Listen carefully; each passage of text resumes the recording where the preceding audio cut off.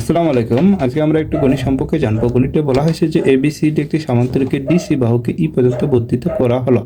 তাহলে B A D সমান 100 হলে বিসিএফ কত? ঠিক আছে, তাহলে আপনারা দেখেন যে এর আমটা হবে 100 ডিগ্রি, ক্ষয়ে দেওয়া আছে আপনার 90 ডিগ্রি, কয়ে দেওয়া আছে আপনার 80 ডিগ্রি, আর ঘয়ে দেওয়া আছে আপনার কত 65 ডিগ্রি।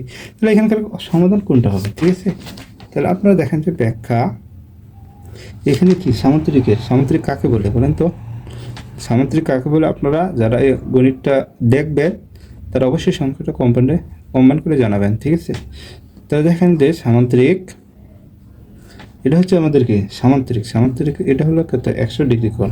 তাহলে এ বি সি ডি। ঠিক আছে, তাহলে এখানে বলে দিছে প্রশ্নে আপনার যে এ বি সি একটা হলো কি সামান্তরিকের ডিসি, অর্থাৎ ডিসি এই বাহুটাকে কী করছে ই পর্যন্ত বর্ধিত করলাম। ঠিক আছে, এটা হচ্ছে আমরা বর্ধিত করলাম। ঠিক আছে, ই পর্যন্ত কি বর্ধিত করলাম। তাহলে বি এ ডি হচ্ছে আমাদের প্রশ্নে বলা হয়েছে এটা মান কত 100 ডিগ্রি।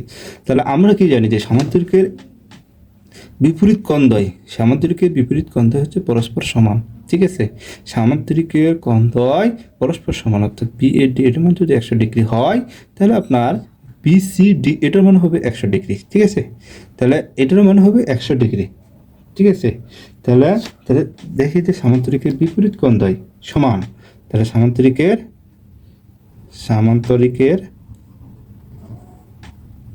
বিপরীত কোণদ্বয়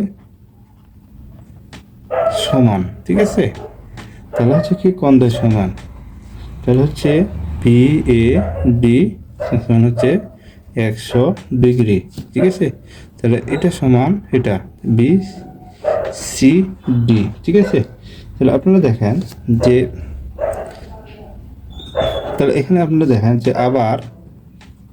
আবার কি আছে যে বি সি ডি, তাহলে এটাও কিন্তু আপনার 100 ডিগ্রি। ঠিক আছে, তাহলে বিসি, তাহলে এই কোণটার মানটা আমরা বের করব।